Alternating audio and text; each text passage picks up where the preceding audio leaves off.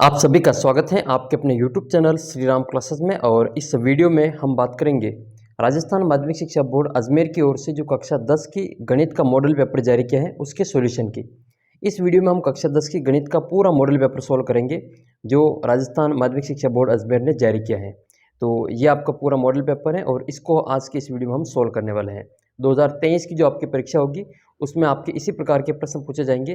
तो इन सभी प्रश्नों का आपको हल इस वीडियो में मिलने वाला है। आप वीडियो को शुरू से अंत तक देखेंगे तो आपको जो बोर्ड परीक्षा में काफ़ी फायदा होगा। तो आइए इस वीडियो को हम शुरू करते हैं। सबसे पहले देखते हैं खंड सेक्शन ए में आपके पहला प्रश्न होगा और पहले प्रश्न में आपके टोटल 12 ऑब्जेक्टिव होंगे, यानी कि आपको 12 अबसद करने होंगे। तो सबसे पहला ऑब्जेक्टिव क्वेश्चन देखते हैं। 12 और 15 का आपको लसप और मसप बताना है कि 12 का एलसीएम और एचसीएफ कितना है। तो सबसे पहले हम 12 और 15 के एलसीएम और एचसीएफ निकाल लेते हैं। तो अब यहाँ पर हम जो 12 और 15 के सबसे पहले अभाज्य गुणनखंड करेंगे। तो ये गुणनखंड है यहाँ पे 12 और 15 के। तो सबसे पहले 12 में भाग देंगे 2 का 6 बार जाएगा, फिर 6 में 2 का भाग देंगे 3 बार जाएगा, फिर 3 में 3 का भाग देंगे 1 बार जाएगा। इस प्रकार से 12 के गुणनखंड हो गए 2 गुणा 2 गुणा 3। अब हम 15 के गुणनखंड करेंगे। 15 में भाग देंगे 3 का जो कि 5 बार जाएगा, फिर 5 में 5 का भाग देंगे जो कि 1 बार जाएगा। अब 15 के गुणनखंड क्या लिखेंगे 3 इंटू 5। हमें ज्ञात करना है लसप और मसप, यानी कि लघुत्तम और महत्तम, एलसीएम और एचसीएफ। तो महत्तम ज्ञात कर लेते हैं। सबसे पहले महत्तम ज्ञात करना आसान है। महत्तम का मतलब जो दोनों में मिलता हो, इन दोनों में जो मिल रहा हो उसको हम एक बार लिखेंगे। देखो ऊपर वाले में 12 में तो 3 मिल रहे हैं और 15 वाले में 3 मिल रहे हैं, तो इसको हम एक बार लिख लेंगे। तो इसको हमने मसप में लिखा 1 बार 3। अब कोई नहीं मिल रहा है, यहाँ पे 2 और 2 मिल रहे हैं लेकिन वो 12 के बारे में मिल रहे हैं। 15 में जो 2 नहीं है इसलिए हम यहाँ पे 2 नहीं लिखेंगे। तो इसका मतलब हमारा मसप कितना हो गया 3 हो गया। अब हम ज्ञात करेंगे लसप। तो लसप ज्ञात करने के लिए जो मसप आया उसको तो एक बार लिखना ही है, यानी कि जो दोनों में मिल रहा है उसको तो एक बार लिखना ही है। अब जो संख्या बच गई हमारे पास में, एक 2 इंटू 2 और एक ये हमारे 5, इसको भी हम गुणा में लिख लेंगे। तो हम लिखेंगे यहाँ पे 2 इंटू 3, 3 इंटू 2 इंटू 2 इंटू 5। तो 3 दूनी तो होते 6, 5 दूनी होते 10, 6 को 10 से गुणा किया तो हमारा आंसर आ गया 60। तो इसके मसप तो है 3 और लसप है 60, यानी कि एलसीएम 60 है, एचसीएफ 3 है। तो ये रहा एलसीएम 60 और एचसीएफ 3। तो इसका जो ऑप्शन नंबर ए है वो इसमें बिल्कुल सही आंसर हो जाएगा। फिर हम देखते हैं सवाल नंबर 2। दूसरा सवाल है कि बहुपद में 3x² + 4x - 2 के शून्यकों की संख्या कितनी होगी। जब भी आपको शून्यकों की संख्या पूछे उसकी घात देखनी है कि उस बहुपद की घात कितनी है। 2 घात वाले के 2 शून्यक होते हैं, 3 घात वाले के 3 शून्यक होते हैं, 1 घात वाले का 1 ही शून्यक होता है। यानी कि आपको रेखिक बहुपद की पूछे तो उसका शून्यक 1 ही होगा। द्विघात जो बहुपद होंगे उसके 2 शून्यक होंगे, त्रिघात वाले के 3 शून्यक होंगे।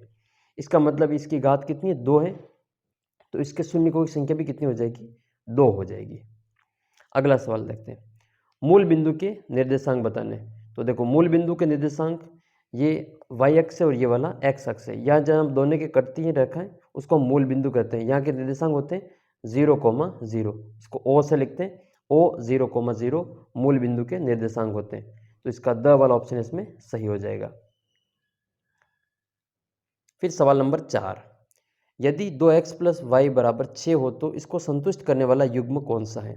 तो हम क्या करेंगे यहाँ पे x = 1, y = 2, x = 2, y = 1, x = 2 और y = 2 रख के देखेंगे। जिसमें से उत्तर 6 मिल रहे हो वही हमारा आंसर होगा। तो बार बार रख के देखेंगे, हमें जो आंसर इसका जो यहाँ पे इसका आंसर आएगा 6। देखते हैं इसको। ये 2x + y = 6, यहाँ पे x = 2 लिखा और y = 2 लिखा। तो 2 को 2 से गुणा करेंगे और फिर इसमें y का मान 2 जोड़ देंगे। तो 2 दूनी 4 और 2 6 हो रहे हैं। इसका मतलब x = 2 और y = 2 अपना आंसर होगा। तो इसका आंसर हो जाएगा 2,2। अगर आप हमारे जो व्हाट्सएप ग्रुप में जुड़ना चाहते हैं तो ये वाले जो नंबर है इस पर आप मैसेज कर सकते हैं 75 68 35 00 69, या फिर आपको जो व्हाट्सएप ग्रुप का लिंक मिल जाएगा नीचे, उस व्हाट्सएप ग्रुप के लिंक से भी आप जो हमारे व्हाट्सएप ग्रुप में जुड़ सकते हैं। इसकी PDF आपको वहाँ पे मिल जाएगी।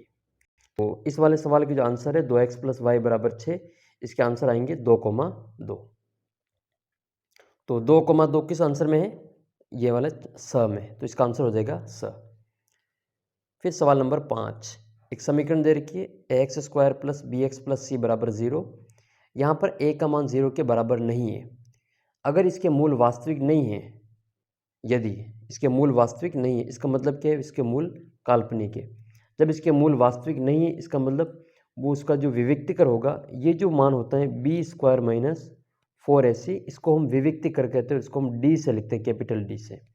इसका मान अगर 0 से छोटा होता है, इसका मान 0 से छोटा होता है यानी कि माइनस में आता है, तो उसके मूल कभी भी वास्तविक नहीं होते हैं, वो काल्पनिक मूल होते हैं।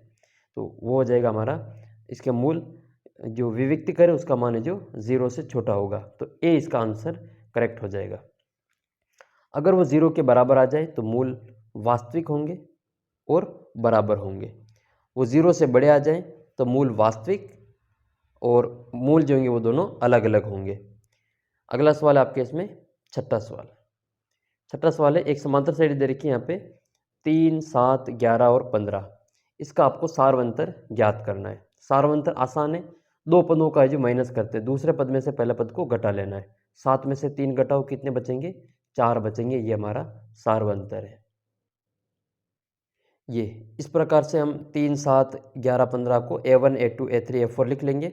सारवंतर का सूत्र होता है d बराबर a2 माइनस a1। a2 का मान देखो 7 है और a1 का मान यहाँ पे 3 है, तो 7 में से 3 को घटाया तो हमारा d कितना आया, 4, तो इसका सारवंतर हो जाएगा 4। अगला सवाल है फिर आपका इसमें 2 sin 45 और cos 45 का मान ज्ञात करना है। तो देखो दो तो वैसे वैसे आएंगे, sin 45 और cos 45 के मान लिखेंगे। sin 45 का मान 1/√2 होता है और cos 45 का मान भी 1/√2 होता है। पर हम लिख लेंगे इसके मान, sin 45 का मान और cos 45 का मान 1/√2, 1/√2। फिर हम देखो √2 को √2 से गुणा करेंगे तो इसका आंसर कितना आता है, 2 आता है। कभी भी √2 को √2 से गुणा करेंगे तो इसका आंसर हमेशा 2 ही आएगा। तो इन दोनों का मान तो हम 2 लिख लेंगे। फिर इस वाले 2 से ये वाले 2 कट जाएंगे, 2 से 2 कट गए, कितना आंसर बचेगा, एक आंसर इसका बच जाएगा। तो इसका जो आंसर है वो कितना आ जाएगा, एक आ जाएगा, जो कि स वाले ऑप्शन में आपको मिल जाएगा। नेक्स्ट क्वेश्चन देखते हैं, एक वृत्त की कितनी स्पर्श रेखाएं हो सकती हैं। वृत्त की बात करें तो ये वाला वृत्त है, इसकी कितनी स्पर्श रेखाएं हो सकती हैं। तो वृत्त के ऊपर अनंत बिंदु होते हैं और जितने बिंदु होते हैं उतनी ही स्पर्श रेखा हम खींच सकते हैं। ये सभी इनकी जो स्पर्श रेखाएं हैं, ये भी इसकी स्पर्श रेखा है, ये वाली भी इसकी स्पर्श रेखा है, तो ये सभी इसकी स्पर्श रेखा होती है। वृत्त के ऊपर जितने बिंदु होते हैं उसकी उतनी ही स्पर्श रेखा होगी। तो वृत्त के ऊपर अनंत बिंदु होते हैं तो इसकी जो कितनी स्पर्श रेखा होगी, अनंत स्पर्श रेखाएं होगी, तो इसका आंसर हो जाएगा अनंत। सवाल नंबर 9, वृत्त का क्षेत्रफल ज्ञात करने का सूत्र कौन सा है। तो वृत्त का क्षेत्रफल होता है πr²। ये वृत्त का क्षेत्रफल है, जो कि स वाला ऑप्शन है। ये 2πr किसका सूत्र है, तो 2πr जो है अपना वृत्त की परिधि का सूत्र है। वृत्त की परिधि होती है 2πr, ये वृत्त की परिधि का सूत्र है। नेक्स्ट क्वेश्चन है, यदि एक बेलन की ऊंचाई 11 सेंटीमीटर है तथा उसका वक्रपृष्ठीय क्षेत्रफल 968 सेंटीमीटर स्क्वायर है, तो बेलन की त्रिज्या कितनी होगी। तो इसमें वक्रपृष्ठीय क्षेत्रफल दे रखा है, बेलन की ऊंचाई दे रखी है, हमें बेलन की त्रिज्या ज्ञात करनी है। तो बेलन का वक्रपृष्ठीय का सूत्र लगाएंगे और h का मान लिख के r का मान ज्ञात कर लेंगे। इसमें बेलन की ऊंचाई दे रखी है 11 सेंटीमीटर, h बराबर 11, और बेलन का वक्रपृष्ठीय क्षेत्रफल दे रखा है 968 सेंटीमीटर स्क्वायर। हमें बेलन की त्रिज्या r बराबर ज्ञात करनी है, तो हम यहाँ पे बेलन का जो वक्रपृष्ठीय सूत्र है वो लगाएंगे। बेलन का वक्रपृष्ठीय क्षेत्रफल होता है 2πrh, जो कितना दे रखा है हमें, 968, और यहाँ पे 2 और पाई का और RH का मान लिखेंगे। 2 इंटू पाई का मान होता है 22/7, इंटू r का मान हमें ज्ञात करना है, h का मान लिखेंगे 11। फिर हम r का मान ज्ञात करने के लिए इन सब का इधर पक्षांतरण कर देंगे। जो गुणा में है वो इधर भाग में आ जाएगा और जो भाग में है वो उधर गुणा में चला जाएगा। तो यहाँ पे ये 7 भाग में है, इधर आएंगे तो गुणा में, तो 968 इंटू 7, ये 2 22 और 11 इसके भाग में आ जाएंगे। फिर 968 और 11 ये आपस में कट जाएंगे, 11 के पार से 11 एक बार कटेगा और 968 11 के पार से 88 बार कटेगा। अब हम 88 को 7 से गुणा करेंगे और 2 को 22 से गुणा कर देंगे, तो 88 इंटू 7 बटे 2 इंटू 22 44 हो जाएंगे। तो फिर 44 को 88 से काट देंगे, ये 44 एक बार कटेगा और 88 दो बार कट जाएगा। फिर 2 को 7 से गुणा करेंगे तो 2 इंटू 7 बराबर 14 सेंटीमीटर, यानी कि उस जो बेलन है उसकी त्रिज्या कितनी हो जाएगी, 14 सेंटीमीटर इसका आंसर होगा। तो इस वाले जो बेलन वाला सवाल है इसका जो आंसर होगा वो 14 सेंटीमीटर इसका आंसर आ जाएगा। फिर नेक्स्ट 11वां क्वेश्चन, बंटन 5 3 9 7 6 का माध्य ज्ञात करना है। माध्य ज्ञात करना आसान है, जितनी भी संख्या दे रखी है सबको जोड़ के जितनी संख्या है उनका भाग दे दो। तो ये 5 3 9 7 6 का माध्य ज्ञात करेंगे। सूत्र है हमारा माध्य बराबर आंकड़ों का योग बटा आंकड़ों की संख्या। आंकड़ों का योग यानी कि 5 + 3 + 9 + 6 + 7 बटे ये टोटल है 5 नंबर, 1 2 3 4 और 5, तो 5 का इसमें भाग देंगे। यहाँ पे 6 होते तो हम 6 का भाग दे देंगे, तो जोड़ आएगी इनकी 30 और 30 में 5 का भाग देंगे तो इसका आंसर आएगा आपके 6। तो इसका जो माध्य होगा वो 6 आ जाएगा। तो इसका जो माध्य है वो कितना आएगा, 6 आएगा। एक प्रश्न का उत्तर आपको कमेंट करना है कि प्रथम पाँच विषम संख्या का आपको माध्य ज्ञात करना है। कितना आएगा वो कमेंट करना आपको। प्रथम 5 विषम संख्या का माध्य ज्ञात कीजिए। नेक्स्ट क्वेश्चन है, एक पासे को एक बार फेंका जाता है, सम संख्या प्राप्त करने की प्रायिकता बतानी है। तो देखो पासे के ऊपर 1 से लगा के 6 तक की गिनती होती है, ठीक है, 6 तक की गिनती होती है। इसमें सम संख्या कौन कौन सी है, 2 है, 4 है और 6 है। अनुकूल परिणाम कितने हैं, 6। कुल परिणाम हो जाएंगे, अनुकूल परिणाम 3 है और कुल परिणाम है 6। 3/6 का मतलब 1/2 हो जाएगा, ठीक है। तो इसका आंसर आ जाएगा 1/2। अब आपको विषम संख्या पूछे तो भी 1/2 ही आएगा, अभाज्य संख्या पूछे तो भी 1/2 ही आएगा। सबसे छोटी अभाज्य संख्या कौन सी होती है, सबसे छोटी अभाज्य संख्या कौन सी होती है, ठीक है। सबसे छोटी अभाज्य संख्या कौन सी होती है, कमेंट करना आप। तो ये था सवाल नंबर 1 जिसके आपके 12 क्वेश्चन थे और 12 ही आपके एक नंबर के थे और ये सभी आपके ऑब्जेक्टिव आएंगे, अब असद वाले इसमें लिखने हैं। फिर आपके सवाल नंबर 2 जिसमें आपके 6 रिक्त स्थान आएंगे, ठीक है। 6 रिक्त स्थान एक नंबर का 6 सवाल होंगे, तो 6 नंबर ये होंगे। तो पहला सवाल है जैसे 3 + 2√5 एक संख्या है, परिमेय है या फिर अपरिमेय। तो किसी भी अपरिमेय संख्या में परिमेय संख्या जोड़ते हैं तो हमेशा अपरिमेय संख्या ही आती है। तो इसका जो आंसर है वो हो जाएगा अपरिमेय संख्या, यहाँ पे लिखना है अपरिमेय संख्या। तो फिर ये पाई किस प्रकार की संख्या है, परिमेय है या फिर अपरिमेय, आप बताना देखिए कमेंट करके। नेक्स्ट है दूसरा सवाल, सभी व्रत होते हैं सर्वांग सम होते हैं या फिर यहाँ पे समरूप हैं, व्रत नहीं यहाँ पे समरूप हैं। सभी व्रत सर्वांग सम होते हैं या फिर समरूप होते हैं, तो सभी व्रत हमेशा ही समरूप होते हैं, सभी व्रत हमेशा समरूप होते हैं। नेक्स्ट क्वेश्चन है tan 30 और tan 60 का मान कितना है। तो tan 60 का मान तो होता है 1/√3 इंटू tan 60 का मान होता है √3, √3 से √3 कट जाएगा, इसका मान आ जाएगा यहाँ पे 1। चौथा सवाल है, एक वृत्त की स्पर्श रेखा और त्रिज्या के बीच में कितने डिग्री का कोण बनता है। तो हमेशा एक वृत्त की जो स्पर्श रेखा होती है उसके साथ में उसकी त्रिज्या 90 डिग्री का कोण बनाती है, ये हमेशा लंबवत होती है यहाँ पे। तो ये 90 डिग्री का कोण यानी कि समकोण बनाती है, तो इसका आंसर हो जाएगा यहाँ पे समकोण। तो यहाँ पे समकोण भर देना, ठीक है, समकोण या 90 डिग्री का कोण बनाती है।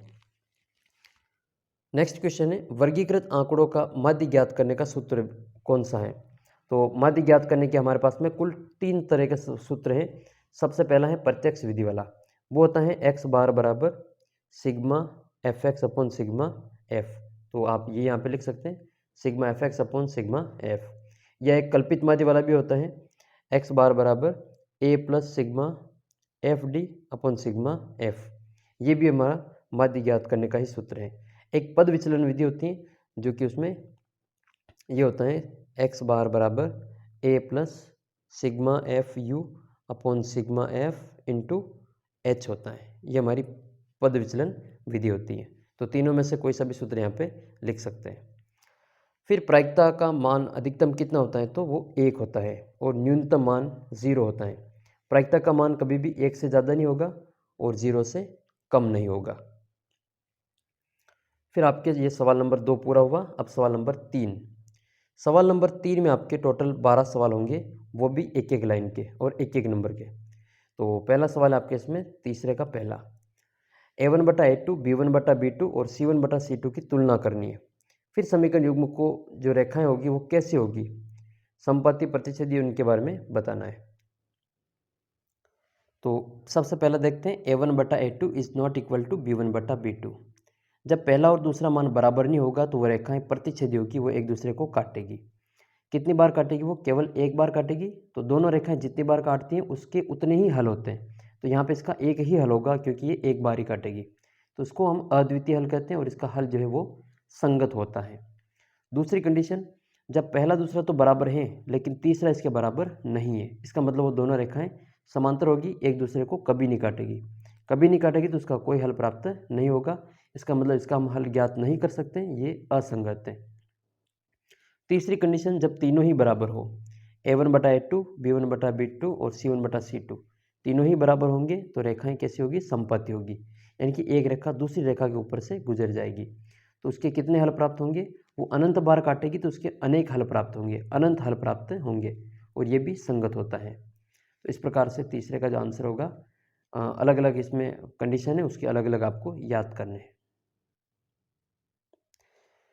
अगला सवाल है तीसरे का दूसरा, द्विघात समीकरण का ये मानक रूप दे रखा है ax² + bx + c = 0। इसका मूल ज्ञात करने के लिए श्रीधराचार्य सूत्र लिखना है। तो ये श्रीधराचार्य सूत्र है, x बराबर माइनस का b plus minus √b² - 4ac/2a। ये श्रीधराचार्य सूत्र है। तो ये लिखेंगे तो आपको 1 नंबर मिल जाएगा। अगर आप व्हाट्सएप ग्रुप में जुड़ना चाहते हैं तो या तो आप 75 68 35 0069 पर मैसेज कर दें, या फिर आप जो इस वीडियो के नीचे जो डिस्क्रिप्शन बॉक्स है वहाँ पर जो व्हाट्सएप ग्रुप का लिंक दे रखा है, वहाँ से आप इसमें जुड़ जाएं। और टेलीग्राम ग्रुप को भी ज्वाइन कर सकते हैं, वहाँ पर इसकी PDF आपको मिल जाएगी। अगला सवाल है तीसरे का तीसरा। तीसरे के तीसरे में करना है कि समांतर श्रेणी 2 5 8 11 इसके 12 पदों का योग ज्ञात करना है, यानी कि इसमें आपको SN वाला सूत्र लगा के योगफल ज्ञात करना है। तो आइए देखते हैं इसका योगफल कैसे ज्ञात करेंगे। सबसे पहले हम लिख लेंगे A1 A2 A3 A4 और इसमें टोटल 12 पद है, तो 12 पदों का योगफल ज्ञात करना है। पहला पद कितना है? 2 है। सारवंतर D का मान ज्ञात करना पड़ेगा, A2 - A1। 5 में से 2 को घटाओ, 3 बचेगा, D बराबर 3 आ जाएगा। और N कितने हैं? 12 पद है, तो N बराबर 12। और क्या ज्ञात करना है? 12 पदों का योग, यानी कि हमें SN ज्ञात करना है। तो सबसे पहले हम जो n पदों का योगफल है वो सूत्र लगाएंगे। n पदों का योगफल होता है SN बराबर n/2 कोष्टक 2a plus n - 1 into D. इसका n का, a का और d का मान लिखेंगे। तो देखो n का मान तो है 12, और 12 की जगह n के बराबर 12 लिखा, a की जगह पे 2 लिखा, और n की जगह 12 और d की जगह पे 3 लिख दिया। अब अगली स्टेप में हम इसको हल करेंगे। सबसे पहले कोष्टक को हल करते, तो ये 12 में 2 का भाग दिया तो 6 आया। फिर 12 में से हमने 1 को घटाया तो ये 11, प्लस 2 को 2 से गुणा किया तो 4, और इंटू आया ये हमारा 3। तो जोड़ भी है और गुणा भी है, तो सबसे पहले गुणा करेंगे। 11 तिया 33, इसमें 4 जोड़ेंगे, 33 और 4 कितने हो जाएंगे? 37। अब 37 को हम 6 से गुणा कर लेंगे, जो कितना आएगा? 222 आएगा। तो इसका जो आंसर है, प्रथम 12 पदों का योग कितना आ जाएगा? 222। ये इसके आंसर है। फिर भी आपको कोई भी सवाल समझ में नहीं आए तो आप मुझे उस सवाल की फ़ोटो खींचकर इस नंबर पे जो मैसेज कर सकते हैं, उसका वीडियो सॉल्यूशन आपको मिल जाएगा। तो ये हमने इसका योगफल ज्ञात कर लिया। अब हम सवाल नंबर 4 देखेंगे। दो समरूप त्रिभुज जिनकी भुजाओं का अनुपात 4:9 है, तो इन दोनों त्रिभुजों के क्षेत्रफलों का अनुपात ज्ञात कीजिए। बहुत आसान है, थोड़ा सा जो कंसेप्ट है वो समझना है इसमें।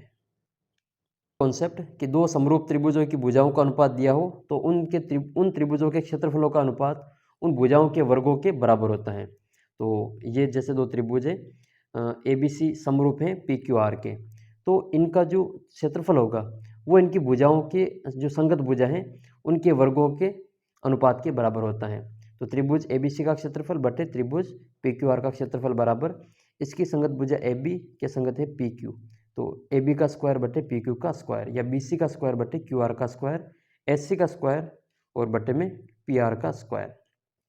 तो जो अनुपात दे रखा है उसको हम लिख लेंगे। तो कोई सी भी भुजा मान लेते हैं, ये ए बी और पी क्यू मान लेते हैं। ए बी का मान 4 है और पी क्यू का मान 9 है। 4 का स्क्वायर करेंगे 16 और 9 का स्क्वायर करेंगे तो 81। 4 चौक 16 और 9 में 81। तो इसका जो अनुपात आएगा वो 16:81 आ जाएगा। तो इसका करेक्ट आंसर होगा 16:81। सवाल नंबर 5 है, सेक 40 बटे कोसेक 50 माइनस सेक 50 बटे कोसेक 40, इसका मान ज्ञात करना है। तो देखो ये 8.3 का सवाल है ये। इसमें आपको पूरक सूत्र लगाना पड़ेगा। पूरक सूत्र का मतलब या तो सेक को कोसेक में बदल दो या कोसेक को सेक में बदल दो। तो हम सेक को बदलेंगे कोसेक में। तो सेक थीटा बराबर होता है कोसेक 90 माइनस थीटा। तो जहाँ जहाँ सेक है वहाँ पे हम कोसेक 90 माइनस थीटा लिख देंगे और इसका आंसर आ जाएगा। तो ये रहा सवाल अपना, सेक 40 बटे कोसेक 50 और सेक 50 बटे कोसेक 40। ये पूरक सूत्र है हमारा, सेक थीटा बराबर कोसेक 90 माइनस थीटा। तो जहाँ जहाँ पे सेक है वहाँ पे हमने लिखा कोस 90 माइनस थीटा। यहाँ पर जो थीटा होता है वो सेक के साथ वाला होता है। तो जैसे यहाँ को सेक 40 को बदल रहे तो इसको हम लिखेंगे कोसेक 90 माइनस 40। यहाँ हम सेक 50 को बदल रहे तो यहाँ लिखेंगे कोसेक 90 माइनस 50। यहाँ कोसेक 90 में से हम 40 को घटाएंगे तो यहाँ बचेगा 50। तो ये बनेगा हमारा कोसेक 50 और एक कोसेक 50 पहले से ही दे रखा है। तो यहाँ बनेगा कोसेक 50 बटे कोसेक 50 और यहाँ पर हो जाएगा कोसेक 40 बटे कोसेक 40। ये एक बार कटेगा और ये भी एक बार कटेगा। 1 माइनस 1 बराबर इसका आंसर आ जाएगा 0। तो इसका आंसर आएगा 1 माइनस 1 बराबर 0। फिर अगला सवाल है छठा, इसमें तीसरे का छठा, 9 sec square minus 9 tan square theta, इसका मान ज्ञात करना है। आसान है, अगर आपको एक सर्व समीकरण याद है कि sec square theta minus tan square theta बराबर कितना है, 1 होता है। तो ये सवाल है जो आसानी से कर लेंगे। ये रहा तीसरे का छठा सवाल, 9 sec square theta minus 9 tan square theta. देखो इसमें भी 9 है और इसमें भी 9 है, तो 9 को हम बाहर कॉमन निकाल लेंगे तो हमारा अंदर जो संख्या बचेगी वो है sec square theta minus tan square theta. जो एक सरल समीकरण है इसका मान कितना होता है, 1 होता है। ठीक है, इसका मान हो जाएगा 1। तो 9 इंटू 1 बराबर इसका आंसर हो जाएगा 9। तो इसका आंसर आ जाएगा आपके 9।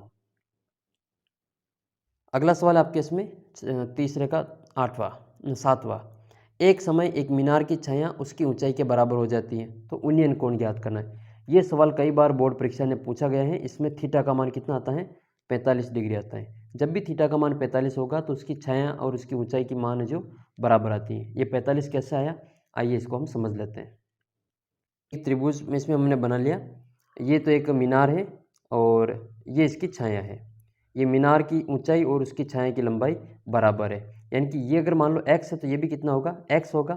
थीटा का मान हमें ज्ञात करना है। ठीक है, ये वाला थीटा हमको ज्ञात करना है।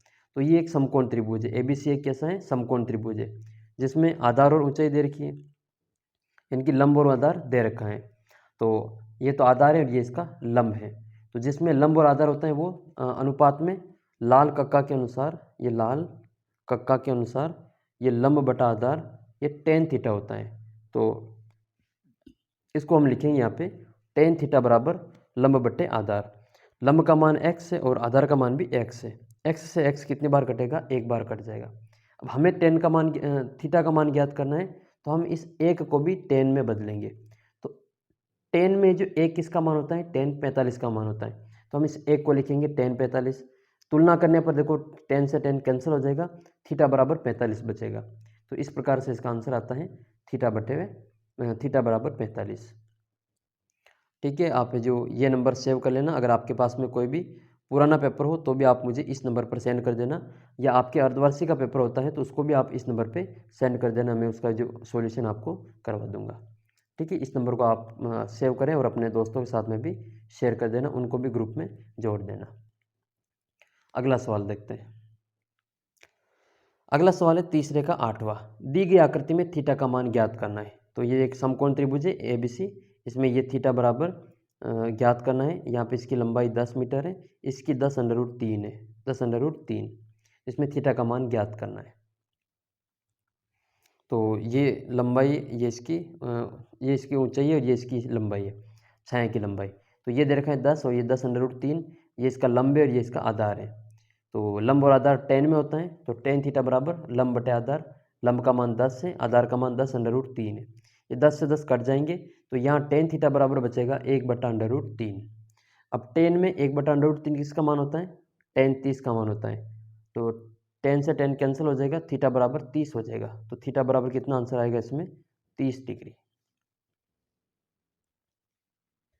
अभी तक आपने इस चैनल को सब्सक्राइब नहीं किया तो अभी सब्सक्राइब कर लो, क्योंकि बोर्ड एग्जाम से पहले मैं आपको काफ़ी इंपॉर्टेंट प्रश्नों का जो वीडियो सॉल्यूशन आपको यहाँ पे मिलता रहेगा। और आपके बोर्ड एग्जाम में मैथ्स और साइंस में काफ़ी अच्छे मार्क्स के लिए आप चैनल को सब्सक्राइब कर सकते हैं। तीसरे का 9वां सवाल है, यदि एक बिंदु P से Q केंद्र वाले वृत्त पर P और PB ये दो सॉरी Q नहीं यहाँ पे, हाँ सॉरी Q, तो स्पर्श रेखाएं 80 डिग्री के कोण पर झुकी हुई है, तो POQ का मान ज्ञात करना है। ठीक है, तो यहाँ पे POQ का मान हम ज्ञात करते हैं। ये रहा यहाँ पे हमारा त्रिभुज, ये वृत्त जो कि इसकी दो स्पर्श रेखाएं P और PB जो कि 80 डिग्री के कोण पे झुकी हुई है। जब भी बाहर बिंदु से हम स्पर्श रेखा खींचते हैं तो दो स्पर्श रेखा की होती हैं और दोनों लंबाई में बराबर आती हैं, और दोनों स्पर्श रेखाएं उसकी त्रिज्या पर 90 डिग्री का कोण बनाती हैं। तो यहाँ का जो कोण है वो 90 हो जाएगा, यहाँ पर भी कोण 90 हो जाएगा। ये हमें 80 दे रखा है, ये हमको ज्ञात करना है। ये एक चतुर्भुज बन जाएगा, ये पूरा एक चतुर्भुज बन जाएगा। तो चारों कोणों का योग 360 डिग्री होता है। तो 3 कोण दे रखे हैं, चौथा कोण ज्ञात कर लेंगे।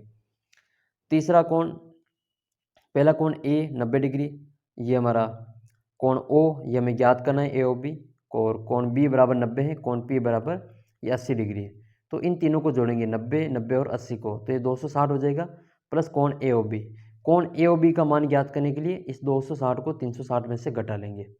तो 360 में से 260 को घटाओ, कितने बचेंगे? 100 बच जाएंगे। तो कोण AOB बराबर इसका आंसर होगा 100 डिग्री।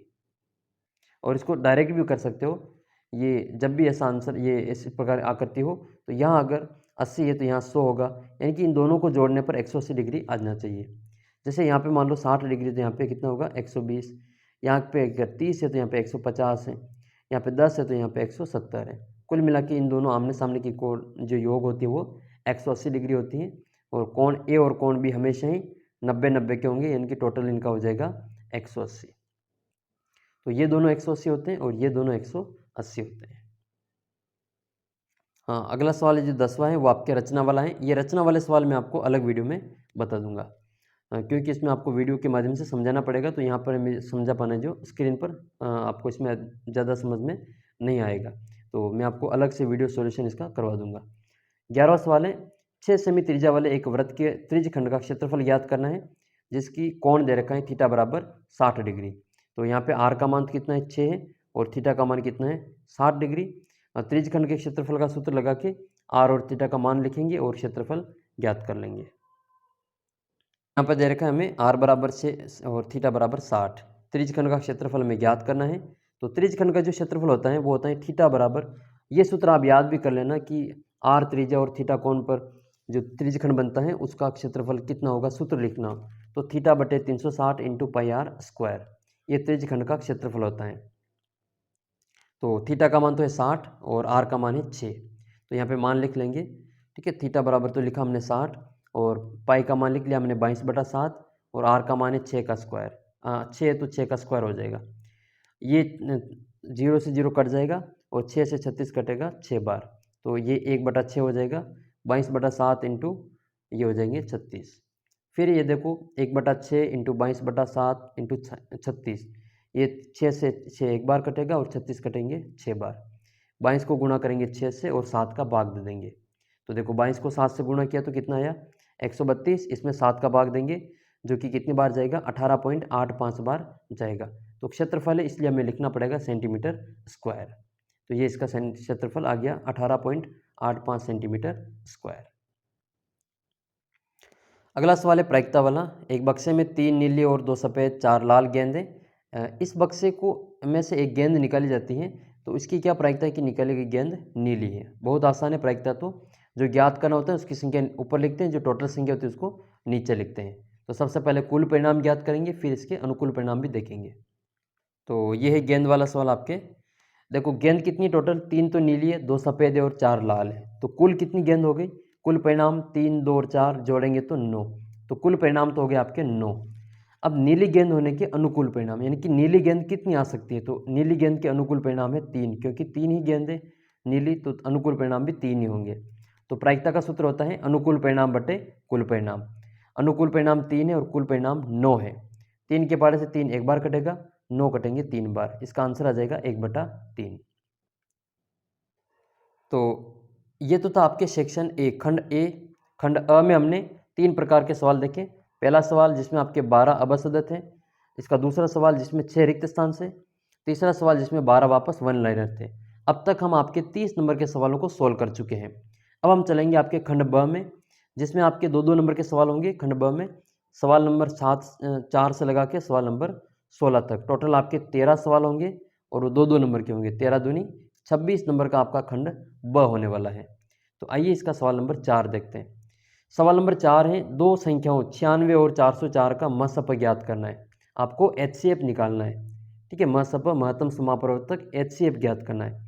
तो हम इसको गुणनखंड विधि से हल करेंगे। तो ये इसका सॉल्यूशन है आपके सामने क्वेश्चन नंबर 4 का। 96 एवं 404 का HCF ज्ञात करना है। विधि कौन सी लगा रहे हैं हम? अभाज्य गुणनखंड विधि। आप चाहे तो यूक्लिड की जो विभाजन एल्गोरिथम है उससे भी आप इसमें कर सकते हैं। तो ये हम अभाज्य गुणनखंड विधि लगा रहे हैं।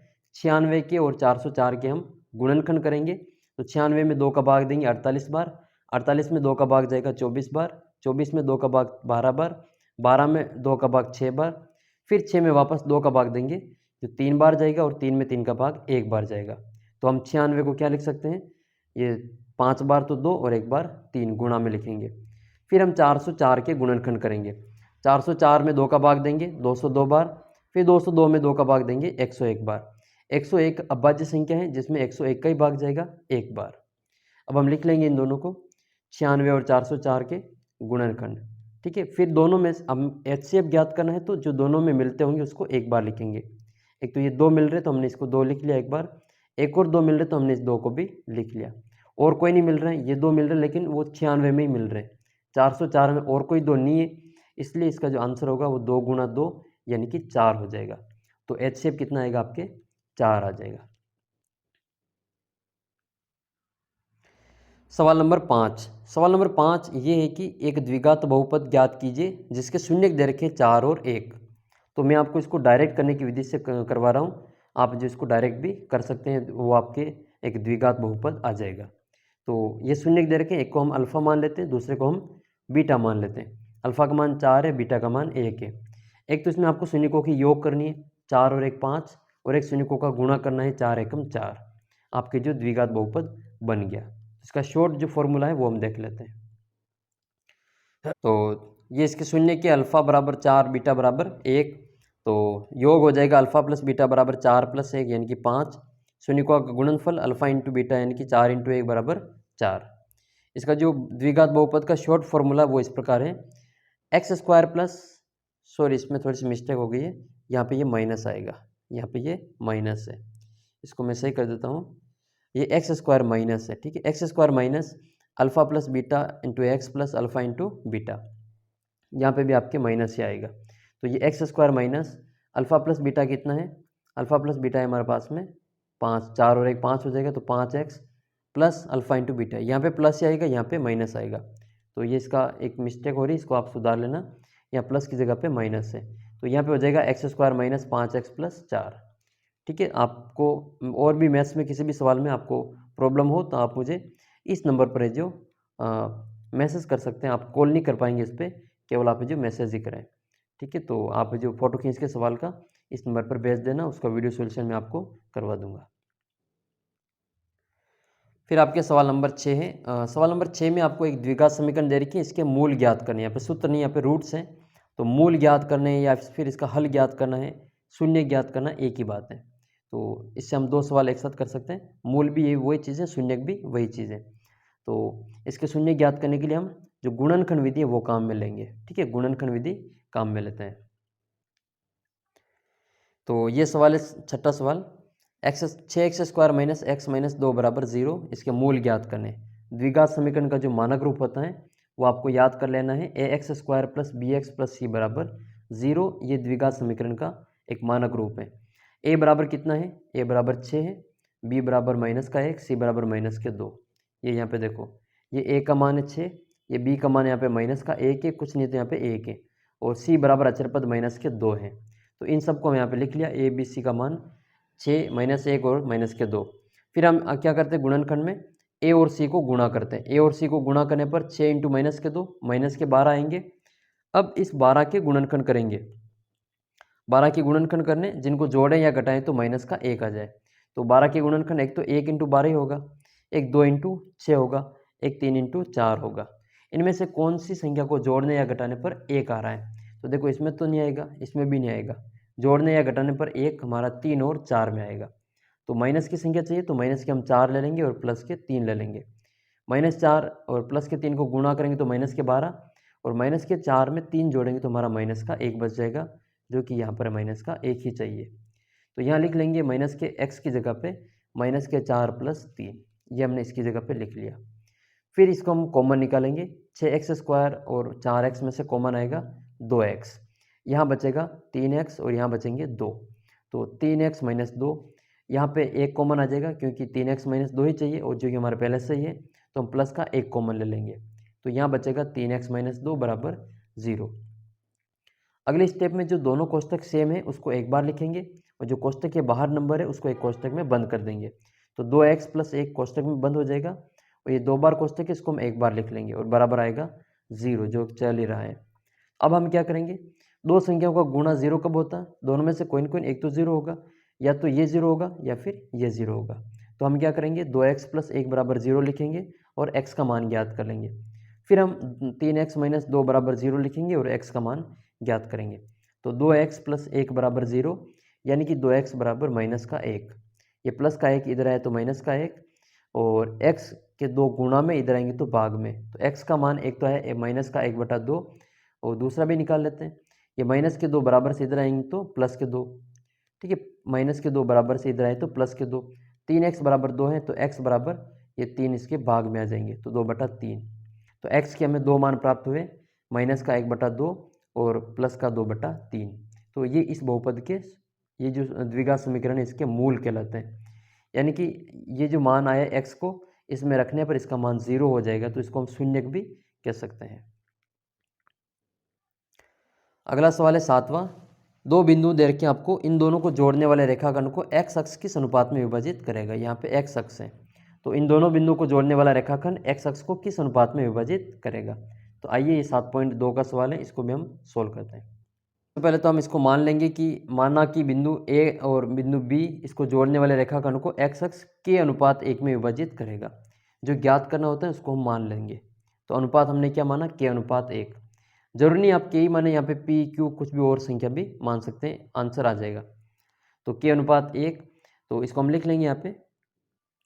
ये A और B बिंदु है, इनको जोड़ने वाला रेखाखंड, ये x अक्ष पे कोई बिंदु है P, जिसके निर्देशांक होंगे x, 0। x अक्ष पर बिंदु होता है उसके निर्देशांक हमेशा x, 0 ही होता है, और y अक्ष पे होता है उसका 0, y होता है। तो ये x अक्ष की कह रहा है तो इसमें x, 0 लेंगे। तो यहाँ पे ये तो हो जाएगा x1 y1, ये हो जाएगा x2 y2, ये हमारा m1 है और ये हमारा m2 है, और ये हमारा xy है। तो विभाजन सूत्र लगाएंगे इसमें। विभाजन सूत्र p x y बराबर, ये भी आपको याद करना है, परीक्षा में आपके सीधा पूछ सकते हैं, m1 x2 + m2 x1 बटे में m1 + m2, और m1 y2 + m2 y1 बटे में m1 + m2। यहाँ m1 m2 x1 x2 y1 y2 के मान लिख लेंगे, जो कि यहाँ पे ऊपर हमने लिखे हैं। तो देखो, m1 का मान कितना लिखेंगे, k लिखेंगे। x2 का मान कितना लिखेंगे, -4।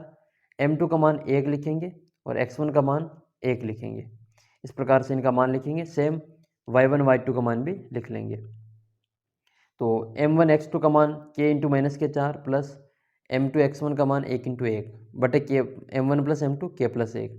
सेम इसी प्रकार से y1 y2 का मान भी यहाँ पे लिख के इसका मान लिख लेंगे। फिर हम यहाँ पे इनको गुणा कर देंगे। तो 4 को -4 को कैसे करेंगे, तो -4k प्लस 1 × 1 कितना हो जाएगा, 1 बटे में k + 1, या 5k प्लस माइनस माइनस 5 एकम 5, तो 5k - 5 बटे में k + 1। अब हम यहाँ पे क्या करेंगे, इसके k का मान ज्ञात करना है, तो हम यहाँ पे y निर्देशांक की तुलना कर लेंगे, क्योंकि x की करेंगे तो एक k हो जाएगा और एक x हो जाएगा। दो चीज़ें ज्ञात करनी है, जबकि हम यहाँ पे एक ही ज्ञात कर सकते हैं। तो इसके लिए हम क्या करेंगे, जो 0 है उसके साथ में इसकी तुलना कर लेंगे। तो 0 y के निर्देशांक है, तो हम यहाँ पे लिखेंगे y के निर्देशांकों की तुलना। तो यहाँ पे तो 0 आएगा और बराबर में आएगा ये y का मान 5 के -5 बटे k + 1। यहाँ पे हम फिर क्रॉस गुणा करेंगे, वज्र गुणा। तो ये k + 1 0 से गुणा होके 0 हो जाएगा और ये 1 गुणा होके 5 के -5 से 5 के -5 ही रहेगा। तो 5 के -5 बराबर 0, यानी कि k का मान ज्ञात करना है तो इस माइनस के 5 को इधर ले आएंगे। तो 5 के बराबर 5, k का मान ज्ञात करना है तो 5 में 5 का भाग दे देंगे, जो कि कितना आएगा 1। तो k का मान आया हमारे 1। ये यहाँ पे हमने 5 का 5 में भाग दे दिया, इसलिए इसका k का मान 1 आ गया है। तो अनुपात क्या माना था हमने, k अनुपात 1। और तो k अनुपात 1 यानी कि इसका अनुपात हो जाएगा, k का मान 1 आया तो 1 अनुपात 1। तो उन दोनों बिंदुओं को मिलाने वाले रेखाखंड को x अक्ष 1 अनुपात 1 में बांटता है। 1 अनुपात 1 में बांटने का मतलब क्या है, वो जो x अक्ष पे बिंदु लिखा हमने x, 0, वो a और b से बराबर दूरी पर है, समदूरस्थ कह सकते हैं हम इसको। 8वां सवाल है आपके इसमें, भूमि के बिंदु से जो मीनार के पद बिंदु से 30 मीटर की दूरी पर है, मीनार के शिखर का उन्नयन कोण 30 डिग्री है, मीनार की ऊंचाई ज्ञात करनी है। हम मान रहे कि जो मीनार की ऊंचाई है वो h मीटर है, ये हमने h मीटर मान ली। इसके पद बिंदु से शिखर का उन्नयन कोण 30 डिग्री है, तो ये 30 डिग्री लिख लिया और मीटर से इसकी जो ऊंचाई है वो ज्ञात करनी है। इसकी जो दूरी दे रखी है वो 30 मीटर है, तो आधार से इसकी दूरी 30 मीटर है, ऊंचाई हमें ज्ञात करनी है, कोण इसका 30 डिग्री है। तो लंब और आधार दे रखा हमें, मतलब लंब और आधार ज्ञात करना है, आधार तो है, लंब ज्ञात करना है। तो समकोण त्रिभुज ABC में लंब तो हो जाएगा AB, H ज्ञात करना है, आधार CD 30 मीटर है और कोण का मान भी 30 डिग्री है। तो ये होता है tan थीटा बराबर लंब बटे आधार। लंब का मान कितना है H, आधार 30 है और tan थीटा बराबर tan 30 डिग्री है। tan 30 का मान कितना होता है, tan 30 का मान होता है 1/√3 और यहाँ h बटा 30। h का मान ज्ञात करना तो क्रॉस गुणा कर देंगे, तो ये हो जाएगा h बराबर 30/√3।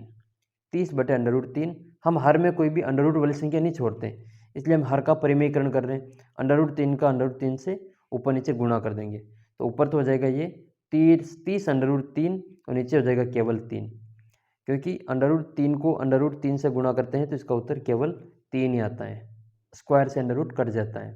तो ये हो जाएगा √30/√3 तो ये 3 से जो 30 है वो 10 बार कट जाएंगे, तो इसका आंसर हो जाएगा 10/3। तो करेक्ट आंसर इसका 10/3। फिर आपके अगला सवाल है 13वां। 4.2 त्रिज्या वाले सेमी त्रिज्या वाले धातु के गोले को पिघालकर 6 सेमी त्रिज्या के बेलन के रूप में डाला जाता है, बेलन की ऊंचाई ज्ञात करनी है। तो जितना गोले का आयतन होगा उतना ही बेलन का आयतन होगा, तो दोनों का आयतन निकालेंगे और दोनों का आयतन को बराबर कर देंगे और h का मान ज्ञात करेंगे। ये गोले की त्रिज्या दे रखी 4.2 सेंटीमीटर, बेलन की जो त्रिज्या है वो 6 सेंटीमीटर है और बेलन की ऊंचाई h हमें ज्ञात करनी है। तो हम क्या करेंगे, दोनों का आयतन का सूत्र लगाएंगे। यहाँ पर हमने बेलन का आयतन और गोले के आयतन का सूत्र लगाया। तो देखो πr²h ये बेलन का आयतन होता है और 4/3 πr³ ये गोले का आयतन होता है। हम यहाँ पे मान रख के भी काट सकते हैं और डायरेक्ट भी इसको काट सकते हैं। देखो ये पाई से ये पाई कट जाएगा, यहाँ पे r² है और यहाँ पे r³ है। r² का मतलब क्या होता है r × r, r³ का मतलब होता है r × r × r।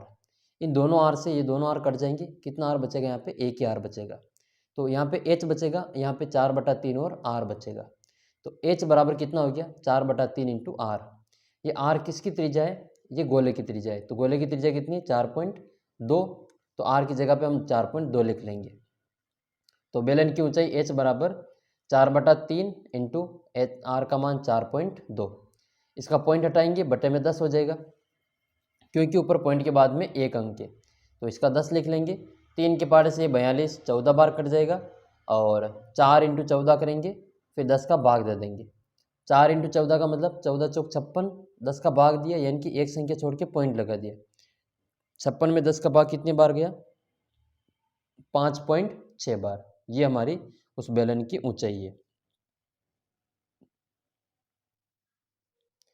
हाँ, अगला सवाल है 14वां। इसमें विमाएँ दे रखी हैं। एक घनाभ की लंबाई, विमा का मतलब लंबाई, चौड़ाई और ऊंचाई। ये इसकी लंबाई है, ये इसकी चौड़ाई है और ये इसकी ऊंचाई है।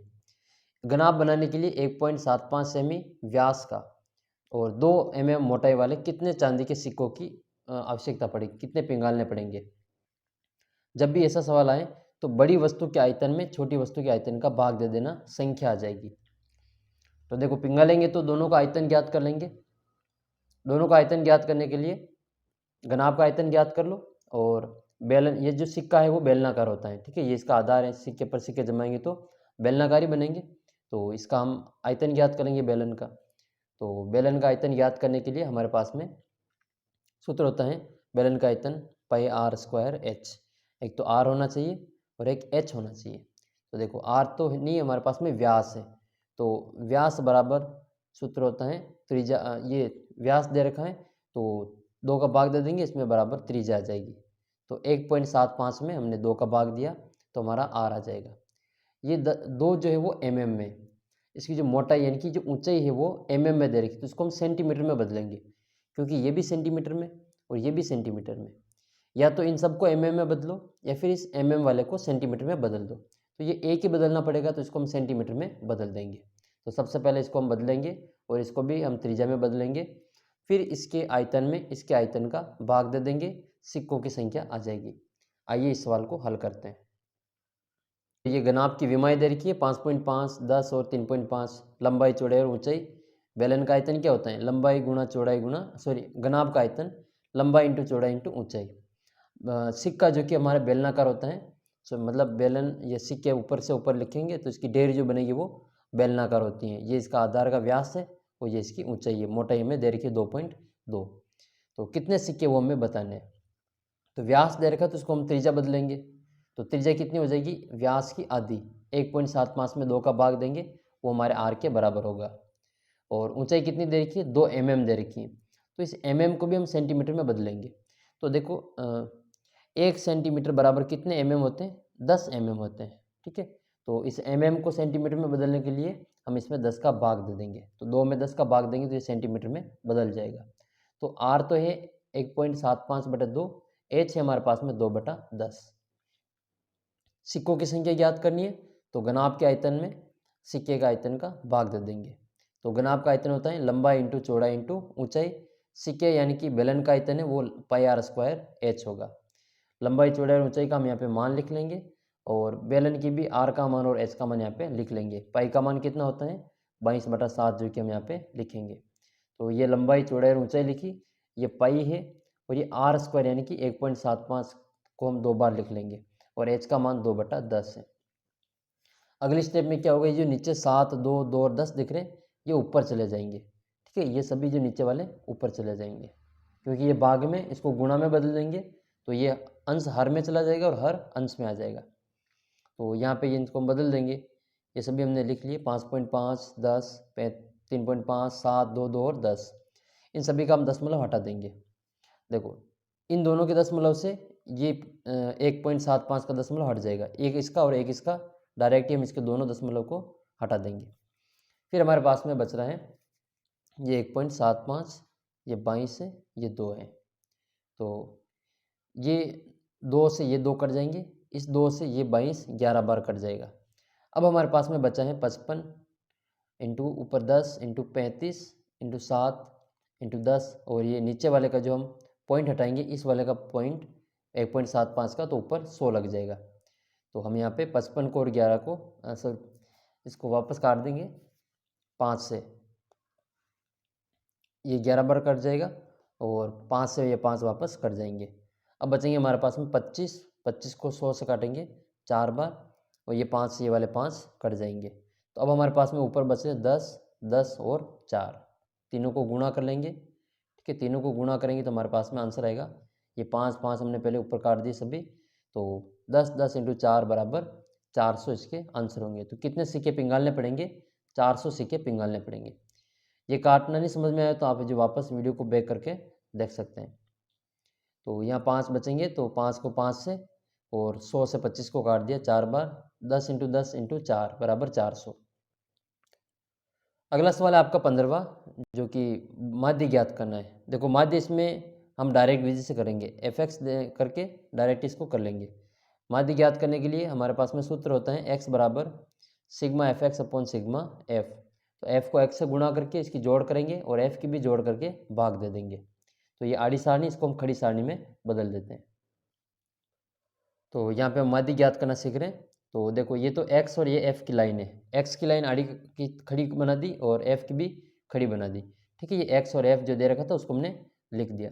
अब हम क्या करेंगे, माध्य ज्ञात करने के लिए एफ एक्स निकालेंगे, एफ को एक्स से गुणा करेंगे। 20 को 6 से किया तो 120 है, 30 को 11 से किया तो 330 है, और 40 को 7 से किया तो 280 है, 50 को 4 से किया तो 200 है, 60 को 4 से किया तो 240, 70 को 2 से किया तो 140, 80 को 1 से किया तो 80। अब हम f की जोड़ करेंगे, ये वाले जो f है इन सब की जोड़ कर लेंगे, इन सब की यहाँ पे जोड़ कर लेंगे और fx की भी जोड़ कर लेंगे। तो दोनों की जोड़ नीचे कितनी आ रही है, f की तो जोड़ आ रही 35 और fx की आ रही है हमारी 1390। अब हम क्या करेंगे, सूत्र लिखेंगे। माध्य का सूत्र होता है x बार बराबर sigma F x upon sigma F. ये जो नंबर है इसको सिग्मा कहते हैं, इसको जो सिग्मा कहा जाता है, मतलब जोड़। तो सिग्मा एफ एक्स का मान आया 1390 और सिग्मा एफ का मान आया 35। तो अब हम क्या करेंगे, 1335 में 1390 में 35 का भाग देंगे, जो कि 43.43 बार जाएगा। या इसको 5 के पार से काट के छोटा भी कर सकते हैं, तो भी इसका आंसर 43.743 ही आएगा। तो माध्य बराबर 43.43, इसका आंसर है ये 43.43। अगला सवाल है 16वां। इसमें दो खिलाड़ी हैं ए और बी, इसके टेनिस मैच खेलते हैं और यह ज्ञात है कि ए के जीतने की प्रायिकता 0.38 है, तो बी के मैच जीतने की प्रायिकता कितनी होगी। तो जितना मैच ए हारेगा उतना ही बी जीतेगा। तो पहले हम ए के हारने की ए के मैच हारने की प्रायिकता ज्ञात कर लेंगे, उसको हम बराबर कर बता देंगे बी के जीतने की प्रायिकता के। तो ए के जीतने की दे रखी तो उसको में हम ए के हारने की भी ज्ञात कर लेंगे, क्योंकि किसी भी घटना के होने की प्रायिकता और किसी घटना के नहीं होने की प्रायिकता का जो योग होता है वो एक होता है। किसी घटना के होने की प्रायिकता और उसके नहीं होने की प्रायिकता का योग एक होता है। तो पहले हम ए के मैच हारने की प्रायिकता ज्ञात करते हैं, वो बी के जीतने की प्रायिकता के बराबर होगा। तो यहाँ देखो ए के जीतने की प्रायिकता पी ए बराबर 0.38 है और बी के जीतने की प्रायिकता कितनी होगी, पी बी होगी, जो कि हमें ज्ञात करनी है। यहाँ पर देखो ए के हारने की प्रायिकता बराबर बी के जीतने की प्रायिकता। अगर हम ए के हारने की ज्ञात कर लेंगे तो वो बी के जीतने की प्रायिकता के बराबर होगा, यानी कि पी ए बार बराबर पी बी। तो पी ए बार हम ज्ञात कर लेंगे, क्योंकि P A plus P A bar बराबर 1 होता है।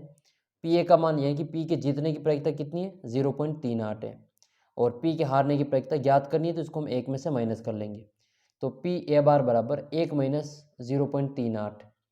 तो पी ए बार या फिर पी बी, मतलब बी के जीतने की प्रायिकता या फिर ए के हारने की प्रायिकता बराबर 1 में से 0.38 को माइनस करेंगे तो इसका आंसर आ जाएगा 0.62, जो कि बी के जीतने की और ए के हारने की प्रायिकता बराबर है।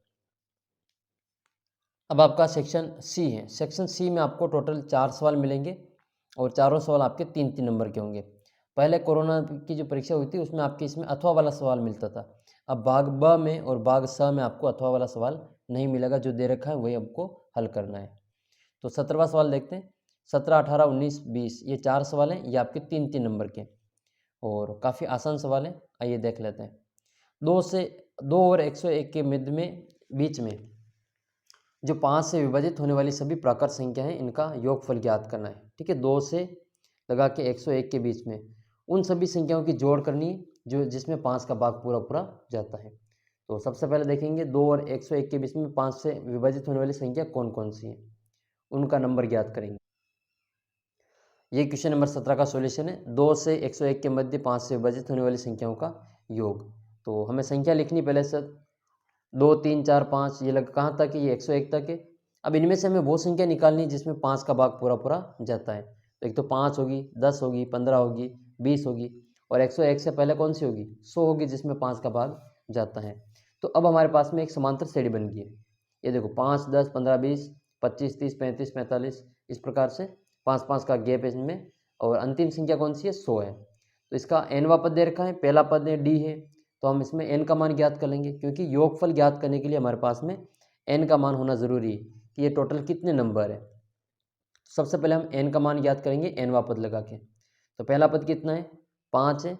सारवंतर d बराबर 10 में से 5 घटाओ, 5 बचेंगे। n का मान हमें ज्ञात करना है, इनकी टोटल नंबर ज्ञात करने हैं कि ये कितनी संख्या है, और nवां पद दे रखा है हमें 100। ठीक है, तो इसमें हम nवां पद लगाएंगे। nवां पद का सूत्र होता है an बराबर a plus n minus 1 into d. ये nवां पद का सूत्र है। an का मान कितना है, अंतिम पद 100 है।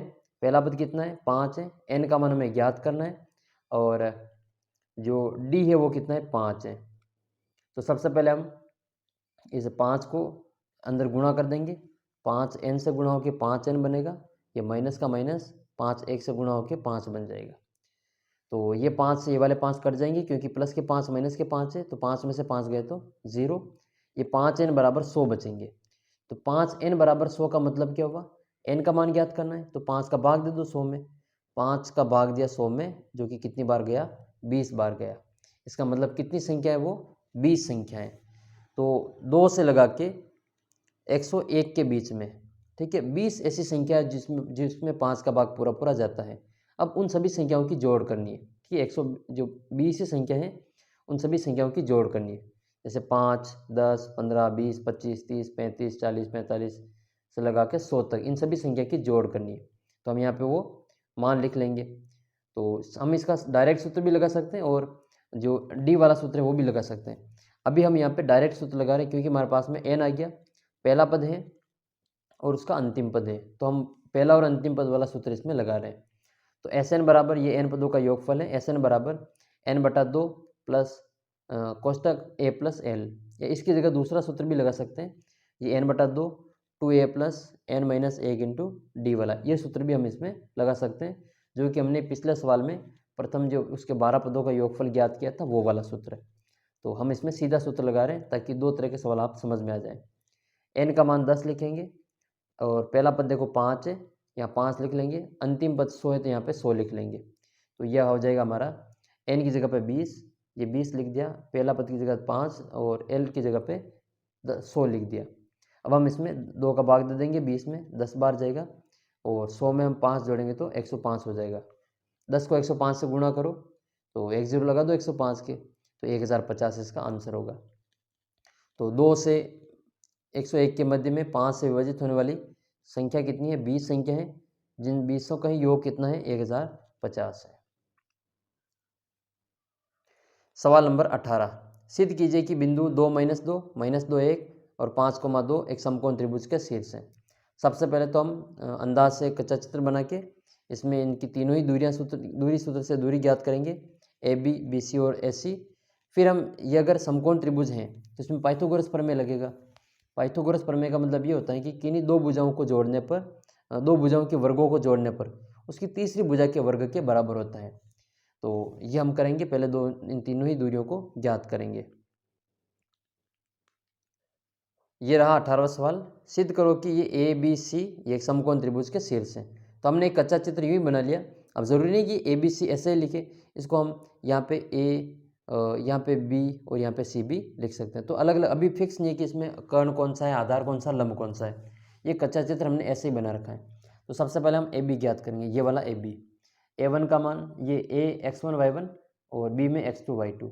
तो दूरी सूत्र लिखेंगे √x2 - x1 का whole square plus y2 - y1 का होल स्क्वायर।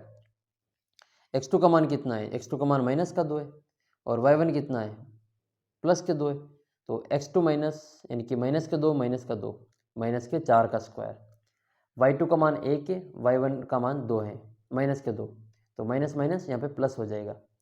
तो ये 1 + 2 3 हो जाएगा, -2 -4 हो जाएगा। -4 का स्क्वायर कितना होगा, +16, -4 इंटू -4 करेंगे तो माइनस माइनस कट जाएगा, प्लस हो जाएगा, 4 चौक 16 हो जाएगा। 3 का स्क्वायर 9 हो जाएगा, 3 तिया 9। 3 का स्क्वायर का मतलब होता है 3 × 3 बराबर 3 तिया 9। इसका उत्तर कई बार जो 6 लिख देते बच्चे, जो कि गलत है। तो 3 का स्क्वायर 9 होगा। 16 और 9 कितने हो गए, 25। तो इसमें मान आ गया ए बी का √25। अब हम बी सी ज्ञात करेंगे, ये बी सी, इसको हम x1 y1 ले लेते हैं, इसको x2 y2 ले लेते हैं। तो बी सी में वही सूत्र लिखेंगे, फिर मान लिख लेंगे। तो x2 और x1 का मान लिखा हमने सब में। तो x2 का मान तो -2, x1 माइनस के 5 स्क्वायर प्लस y2 का मान 1, y1 का मान 2, इसका भी स्क्वायर कर देंगे। माइनस के 2 और माइनस के 5 माइनस के 7 होंगे, 1 और 2, 1 में से 2 घटाए तो माइनस का 1 बचेगा। -7 का स्क्वायर प्लस का 49 और -1 का स्क्वायर प्लस का 1, 49 में 1 जोड़ो कितने हो गए 50, यानी कि BC का मान कितना आ गया √50 आ गया। अब हम AC भी ज्ञात कर लेंगे, तो AC भी ज्ञात कर लेते हैं।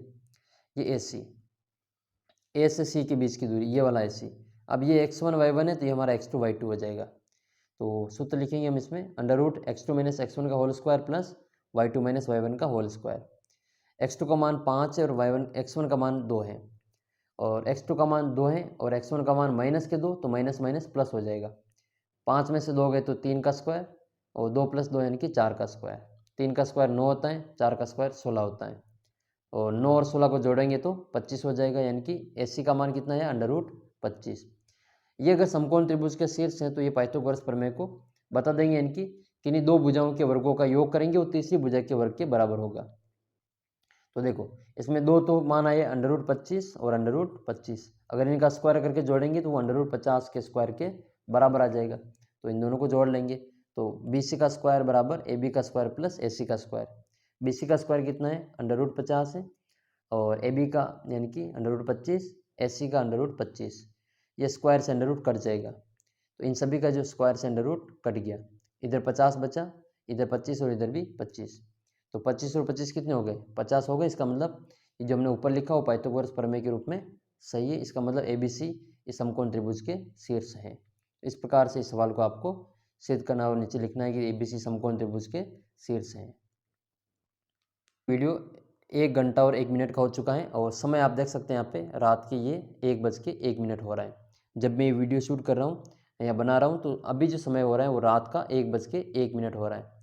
आपको वीडियो में बाहर जो कुत्ते के भौंकने की भी आवाज़ सुनाई दे रही होगी, तो रात का समय है। तो आपके लिए मैं ये कर रहा हूँ, तो आप चैनल को सब्सक्राइब कर सकते हैं, टेलीग्राम ग्रुप को ज्वाइन कर सकते हैं और व्हाट्सअप ग्रुप को आप अवश्य ज्वाइन कर लेना। तो बोर्ड एग्ज़ाम तक आपको जो काफ़ी महत्वपूर्ण सामग्री आपको जो व्हाट्सएप पर मिलती रहेगी। ठीक है, अगला सवाल सोल्व करते हैं। तो अब भी हमने 18वां सवाल सोल्व किया था, अब हम 19वां सवाल सोल्व करते हैं। 19वें सवाल में आपको वर्गीकृत आंकड़ों का कल्पित माध्य विधि से माध्य ज्ञात करना है। ठीक है, ये वर्ग है और ये इसकी बारंबारता है। कल्पित माध्य विधि से हम अब सवाल को सोल्व करेंगे, माध्य ज्ञात करना सीखेंगे। ये रहा आपका 19वां सवाल, कल्पित माध्य विधि से माध्य। देखो कल्पित माध्य ज्ञात करने के लिए सबसे पहले वर्ग और मध्यमान निकालेंगे। वर्ग क्या होता है, जो दे रखा है उसको वैसे वैसे लिखना है। फिर इसकी दूसरी कॉलम बनेगी मध्यमान की। मध्यमान कैसे ज्ञात करते हैं, इन दोनों को जोड़ के 2 का भाग दे दो, तो 11 और 13 जोड़ेंगे तो 24 हो जाएगा। 2 में भाग देंगे तो 2 का भाग देंगे 24 में तो 12 आएगा। ये 28 हो जाएगी इनकी जोड़, 2 का भाग दिया तो 14। कुल मिला के इनके बीच की संख्या लिखनी है। 15 और 17 के बीच की संख्या 16 है, 17 और 19 की 18 है, 19 और 21 की 20 है। ठीक है, 21 और 23 की 22 है, 23 और 25 की 24 है। तो ये हमने मध्यमान निकाल लिया, x का मान आ गया। अब ये हमारा f है, तो f लिख लिया हमने। बारंबार तो जो सवाल में दे रखी थी f 7, 6, 9, 13, 20, 5 और 4। अब हम क्या करेंगे, d ज्ञात करेंगे। ये d ज्ञात करने के लिए सूत्र होता है d बराबर x माइनस a। ये a जो होता है वो कल्पित माध्य होता है, वो हम मानते हैं। अब कौन सा मान मानते हैं, अधिकतर हम सवाल में जो f में बड़ी संख्या होती है बारंबारता वाली वो मानते हैं। तो इसमें बारंबारता सबसे अधिक कौन सी है, 20 है। तो इसके सामने वाला जो मान है ये वाला 20, ये x जो होता है इसको हम a मान लेंगे। तो a बराबर कितना आएगा, 20 आ जाएगा। ये जो 20 माने हमने,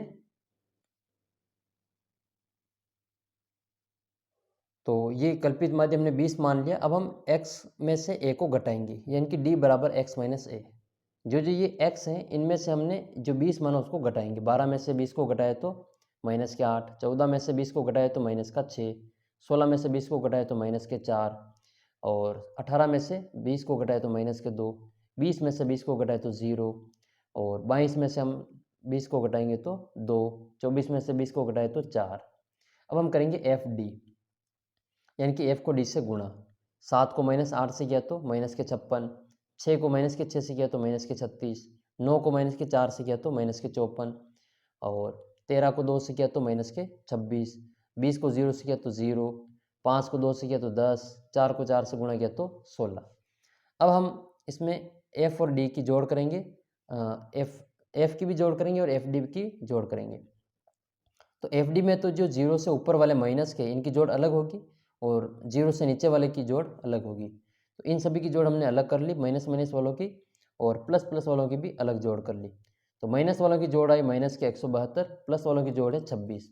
172 माइनस के और प्लस से जो 20 करेंगे तो ये माइनस के 146 बचेंगे। तो एफ डी का मान कितना है सिग्मा, सिग्मा एफ डी बराबर माइनस के 146 और एफ की जो जोड़ है वो कितनी आ रही है, 64 आ गई। अब ए का मान 20 है तो हम सूत्र में लिख के इसका मान ज्ञात कर लेंगे। तो सूत्र है एक्स बार बराबर A plus sigma F D upon sigma F. इसमें देखो ए कितना है 20 है, F D sigma F D कितना है माइनस के 146 और सिग्मा एफ कितना है 64। यहाँ पे हम इसमें 146 में 64 का भाग दे देंगे या फिर 2 के पार्ट्स को काट के छोटी बना लेंगे। भाग कितनी बार जाएगा, माइनस में 2.28 बार जाएगा। ये प्लस माइनस माइनस हो जाएगा और 20 में से 2.28 को माइनस करेंगे तो 17 पॉइंट आपके 72 बचेगा।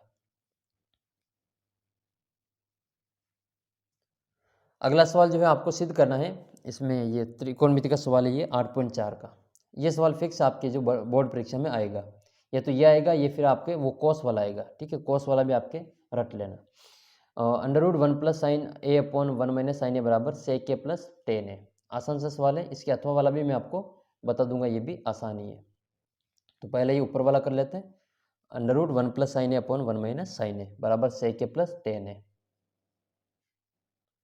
तो ये रहा अपना 22वां सवाल।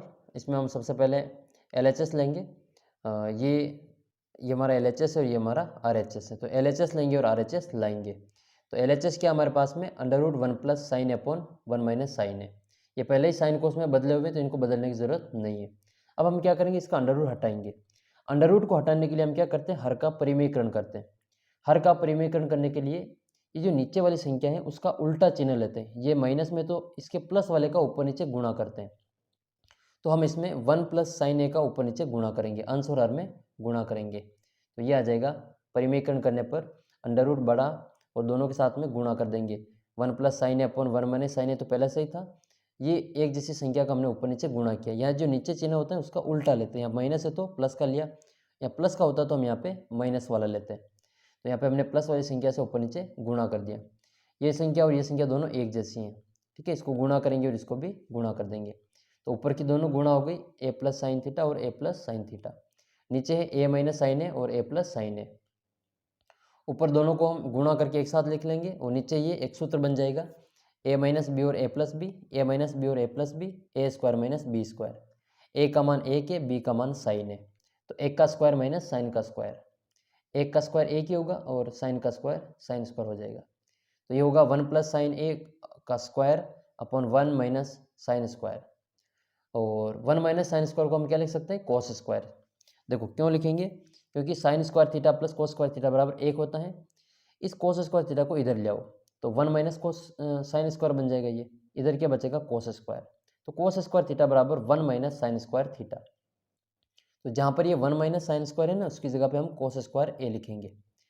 और यहाँ पे अब आगे क्या करने वाले हैं, अंडर रूट लिखेंगे 1 प्लस साइन ए का whole square upon cos square A. जब दोनों के ऊपर स्क्वायर हो तो उसको हम एक के बड़ा कोष्ठक लगा के स्क्वायर लिख सकते हैं। तो हम क्या करेंगे, इसका भी स्क्वायर है और इसका भी स्क्वायर है तो इसको एक ही कोष्ठक में बंद करके उसके ऊपर स्क्वायर लगा देंगे। तो ये हमने लगा दिया स्क्वायर, एक ही स्क्वायर। अब इस स्क्वायर से ये वाला अंडर रूट कट जाएगा तो संख्या बचेगी 1 प्लस साइन अपॉन कोस है। ये हमारे पास में बच जाएगी 1 प्लस साइन ए बटे कोस है। इस कोस का दोनों में भाग दे दो, एक में भाग देंगे तो 1 प्लस कोस है, 1 बटे कोस है, और साइन में कोस का भाग देंगे तो साइन बटे कोस है। तो 1 बटा कोस क्या होता है, सेक होता है, इसका मतलब सेक होता है। और साइन बटे कोस क्या होता है, टेन होता है। और ये मिलाना था सेक ए प्लस टेन है, जो कि RHS है हमारा, वो भी हमारा हेंस प्रूव है। तो इस प्रकार से सवाल का हम सीधा सा आंसर इस प्रकार से ज्ञात कर सकते हैं। देखो अगर आपको 8.4 मुश्किल लगती हो, कठिन लगती हो, तो आप जो भी सवाल आपको कठिन लगता है उसका फ़ोटो खींचकर 8.4 का आप मुझे वो जो मैंने व्हाट्सअप नंबर बताया ना उस पर आप भेज देना, मैं आपको उसका वीडियो सॉल्यूशन करवा दूंगा। इसका अथवा वाला सवाल भी देख लेते हैं, ये भी आपके इंपॉर्टेंट है, हो सकता है कि आपके अर्धवार्षिक में आ जाइए। Cos A upon 1 plus sine A plus 1 plus sine upon cos A बराबर हमें लाना है 2 सेक ए। देखो इसका और इसके ये साइन कोस में बदले हुए हैं, तो हम क्या करेंगे, इन दोनों की जोड़ करनी है, तो लघुत्तम लेके इसकी जोड़ करेंगे। एलसीएम लेंगे इनका, सबसे पहले एलएचएस लेते हैं, कोस ए अपॉन 1 प्लस साइन ए और प्लस में 1 प्लस साइन ए अपॉन कोस ए।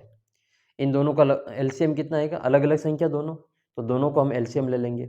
तो एलसीएम आएगा हमारे पास में 1 प्लस साइन ए और कोस है, इसको भी और इसको भी दोनों को गुणा करके हमने लिख लिया नीचे।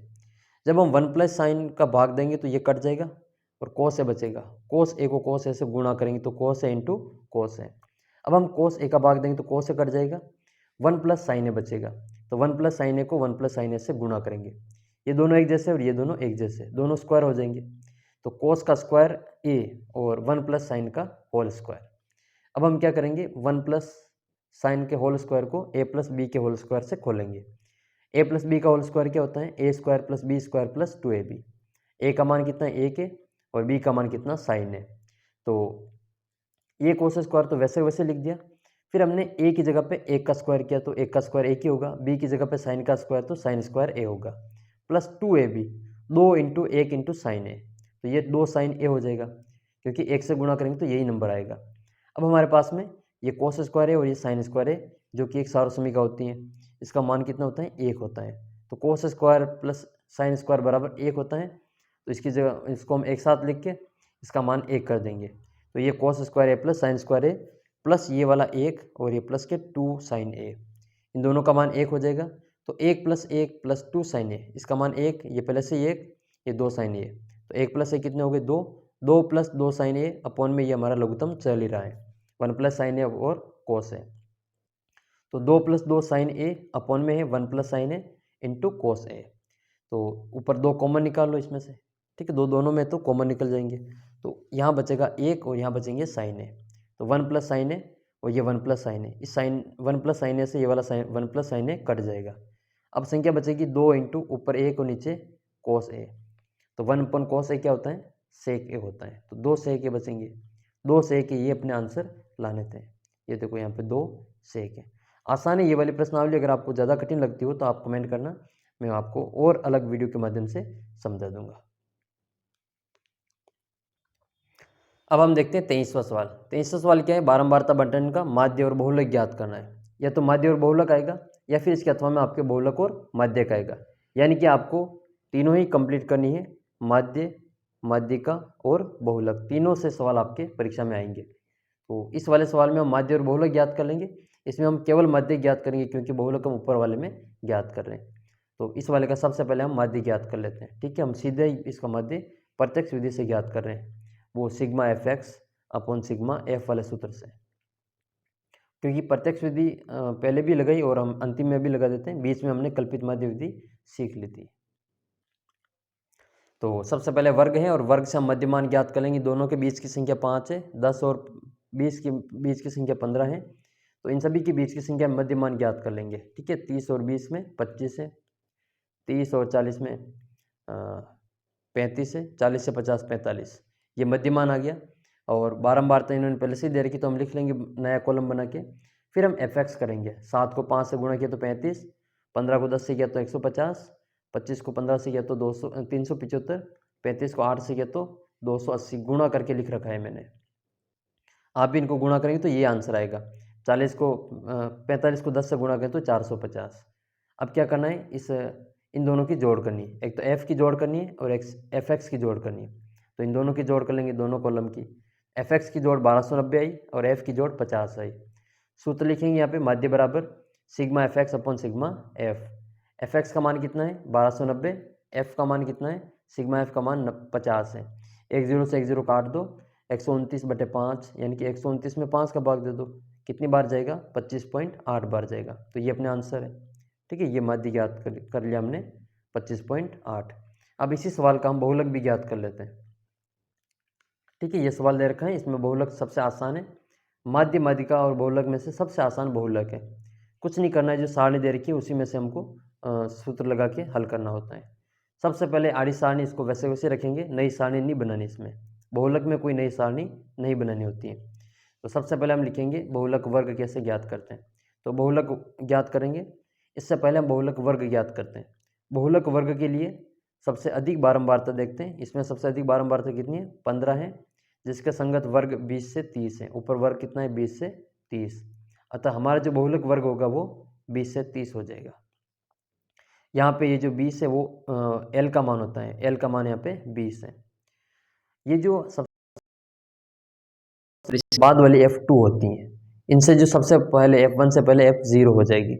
इन तीनों की आवश्यकता होगी और इन दोनों के बीच का जो अंतर है वो H होता है, जो कितना है? 10 है। बहुलक का सूत्र लिख लेंगे। उससे पहले ये जो भी मान आवश्यकता है पाँचों ही L, F1, F0, F2 और H का मान लिख लेंगे। फिर बहुलक का सूत्र लिखेंगे Z बराबर L plus F1 minus F0 upon 2F1 minus F0 minus F2 into H। इन सब का मान लिखेंगे यहाँ पे। F1 का मान 15 है, L का मान 20, F0 का मान 10, 2 into F1 15 minus 10 minus 8 into 10। यहाँ पे हम 20 प्लस ये 20 लास्ट में जोड़ेंगे। पहले 15 में से 10 को घटाएंगे तो 5 बचेगा, इसको 10 से गुणा कर देंगे तो 5 इंटू 10 बटे, यहाँ पे हमेशा गुणा होगा, 2 इंटू 5 15 30, और यहाँ पे दोनों जोड़ेंगे, माइनस के 8 और माइनस के 10 माइनस के 18 हो गए। हमेशा ये दोनों संख्या जुड़ेगी माइनस माइनस वाली। तो 5 को 10 से गुणा किया तो 50 है, 30 में से 18 को घटाए तो 12 है। अब हम इसमें या तो 2 के बार से काट दो, 25 और 6 हो जाएंगे, ये 25 हो जाएगा और ये 6 हो जाएगा। अब 25 में 6 का भाग दे दो, जो कि 4.16 बार जाएगा। या फिर 12 का भाग दे दो 50 में, वो भी कितनी बार जाएगा? 4.16 बार ही जाएगा। 20 में हमने जोड़ दिया 4.16, जो कितना हो गया? 24.16 हो गया। ठीक है, इस प्रकार से हम इसका बहुलक ज्ञात कर लेंगे, आपके 4 नंबर पक्के हो जाएंगे। इसका जो अथवा वाला सवाल है, इसमें से हम केवल माध्यक ज्ञात कर लेते हैं। बहुलक तब भी हमने ऊपर ज्ञात कर लिया, इसका हम माध्यक भी सीख लेते हैं। माध्यक ज्ञात करने के लिए आपको इस आड़ी सारणी की खड़ी सारणी बनानी पड़ेगी और आपको CF ज्ञात करना पड़ेगा। F से CF ज्ञात करने के लिए पहला नंबर वैसे वैसे लिखते हैं, फिर तिरछा जोड़ते हैं। आइए हम CF ज्ञात करते पहले। हमने इसकी आड़ी सारणी की खड़ी सारणी बना दी, वर्ग लिखा, इसका बारंबारता लिख ली। अब हम CF ज्ञात करेंगे, संचयी बारंबारता। वो कैसे ज्ञात करते हैं? देखो, पहला नंबर तो F का है, वो वैसे वैसे लिख लेते हैं, 6 का 6, फिर 20 में 6 जोड़ेंगे तो 26, 26 में 44 जोड़ेंगे 70, 70 में 26 जोड़ेंगे 96, 96 में 3 जोड़ेंगे 99, और 99 में 1 जोड़ेंगे तो 100 हो जाएगा। ठीक है, 100 हो गए। अब हम इस F की भी जोड़ करेंगे। ये जो बारंबारता दे रखी है F, इसकी जोड़ करेंगे। इसकी जोड़ करेंगे तो इसकी जोड़ कितनी आएगी? 100 आएगी। जो संख्या CF में नीचे नीचे आती है वही यहाँ पे इसकी जोड़ होती है। तो n बराबर सिग्मा F, तो ये सिग्मा F को हम n भी लिखते हैं। तो n का मान कितना है? 100। अब हम करेंगे n बटा 2, तो n बटा 2 करेंगे तो 100 में 2 का भाग दे देंगे, 100 में 2 का भाग 50 बार जाएगा। फिर आपको एक लाइन याद करनी है कि 50 से ठीक बड़ी संचयी बारंबारता, जिसको हम CF कहते हैं, जो कितनी है? 70 है। इसमें देखो, ये 50 से ठीक बड़ी संचयी बारंबारता, इसमें 50 से ठीक बड़ी कौन सी है? 26 तो छोटे हैं 50 से, और 50 से ठीक बड़ी कितनी कौन सी है? 70 है। बड़ी तो 96 भी है, 99 भी है, 100 भी है, लेकिन उससे ठीक जस्ट बड़ी देखनी तो वो 70 हो जाएगा, जिसका संगत वर्ग क्या है? 40 से 50। अतः हमारा माध्यक वर्ग हो जाएगा 40 से 50। फिर आपको इसको थोड़ा सा हाईलाइट कर देना, इस प्रकार से हाईलाइट करके यहाँ पे L का मान लिख लो। L का मान कितना? ये माध्यक वर्ग की निम्न सीमा, जो ये वाली मान होती है, पहला मान वो L होता है। n बटा 2, n का मान 100 बटे 2 हो जाएगा, बराबर 50 भी लिख सकते हैं और 100 बटा 2 भी लिख सकते हैं। CF जो हमारा माध्यक वर्ग होगा उससे पहले की संचयी बारंबारता, जो कितनी है? 26 है। ठीक है, ये जो माध्यक वर्ग लिखा हमने, इसके ऊपर वाला नंबर 26 हमारा CF है। F क्या होता है? माध्यक वर्ग की बारंबारता, और H इन दोनों का अंतर, 40 और 55 का अंतर 15। ये लिख लिया हमने। इस सूत्र में मान लिखेंगे, L का मान 40 है। देखो, ये मान लिखने के आपको नंबर मिलेंगे, 4 नंबर का सवाल है तो आधा नंबर इसका मिलेगा यहाँ लिखने के। तो n बटा 2 करेंगे तो 100 बटा 2, यानी कि 50 डायरेक्ट भी लिख सकते हैं और 100 बटा 2 भी लिख सकते हैं। माइनस CF का मान 26 है और F का मान 44 इंटू H का मान 15 है। n बटा 2 करेंगे तो 100 में से 2 का भाग दे दो, ये 50 माइनस 26 बटे 44 इंटू 15, 40 प्लस ये 50 में से 26 माइनस किया तो 24 बचे, 24 बटे 44 इंटू 15।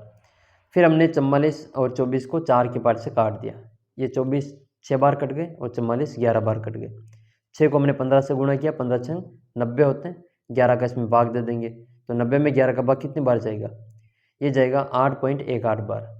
अब 40 में हम जोड़ेंगे 8.18 इसके पॉइंट लगाएंगे और 8.18 इसके 2 जीरो करके इसमें का आंसर आएगा 48.18, 8.84, ठीक है, 48.18 इसका आंसर है। तो इस प्रकार से इसका माध्यक ज्ञात कर लेंगे। अच्छा, बीच में एक सवाल और छूट गया था हमारा, ये ग्राफ बनाने वाला, ठीक है, तो हम ग्राफ वाला भी कर लेते हैं। 21वां सवाल कि ग्राफ आएगा खंड द में 21वां सवाल। तो ग्राफ दोनों एक जैसे ही कैसे कोई सा भी हम समीकरण से हल कर सकते हैं। तो मैं आपको ये पहला वाला बता रहा हूँ यहाँ पे 2x + y = 6 और 2x - 3y = 2।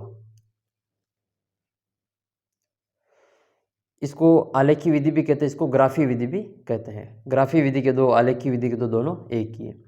आलेखी विधि करने के लिए आपको ग्राफ बनाना पड़ेगा। इससे पहले आपको x और y के दो कम से कम मान ज्ञात करने पड़ेंगे।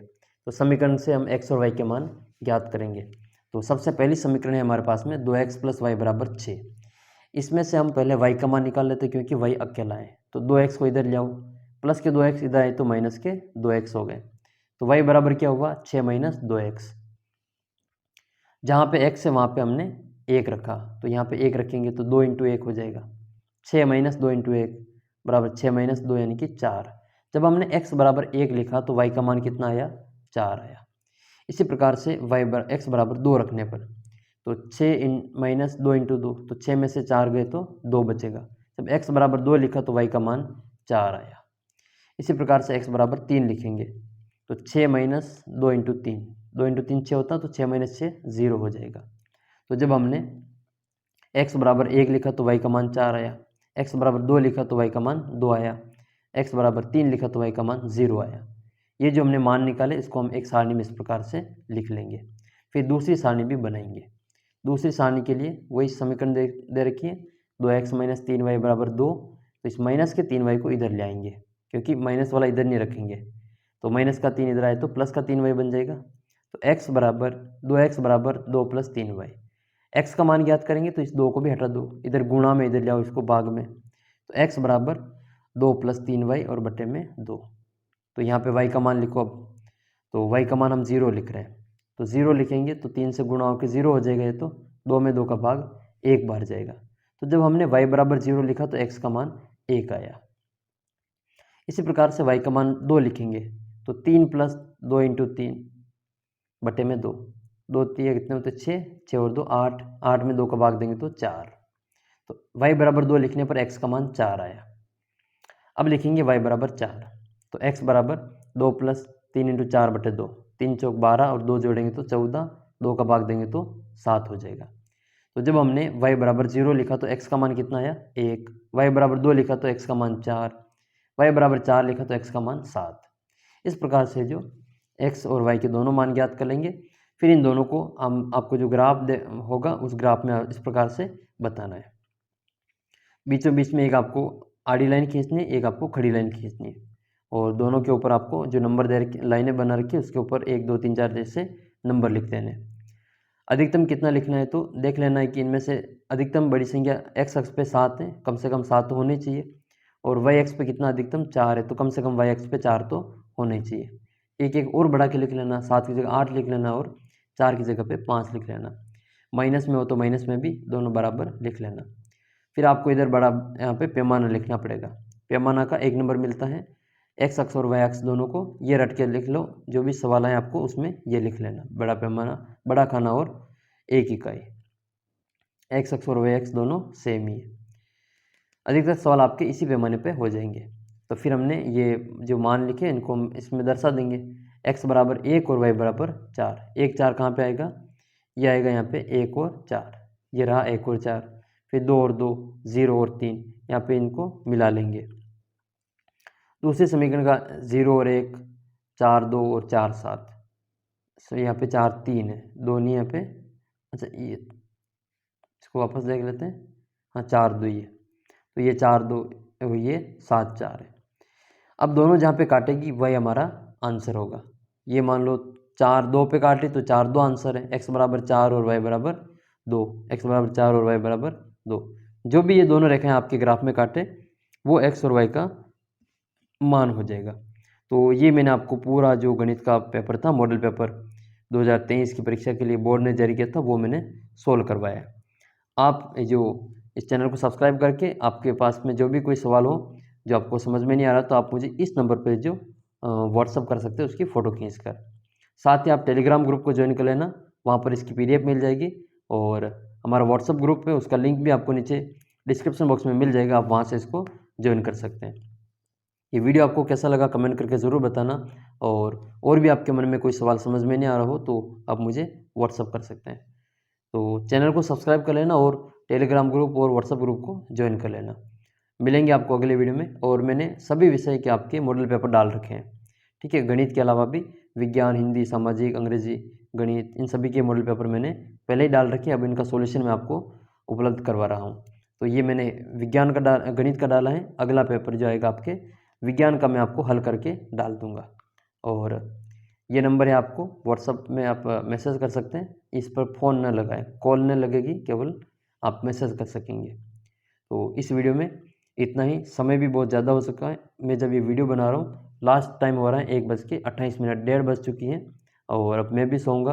आप भी जो अपनी पढ़ाई इसी प्रकार से निरंतर जारी रखें, और बोर्ड परीक्षा में बेहतर स्कोर आप जो करें, आप 80 में से 80 मार्क्स जो प्राप्त करें। तो सभी को शुभकामनाएं आने वाले एग्ज़ाम के लिए। अर्धवार्षिक का जो भी पेपर हो आपके, तो मुझे इस नंबर पे भेज देना। मिलते हैं आपको अगले वीडियो में, तब तक जय हिंद, जय भारत।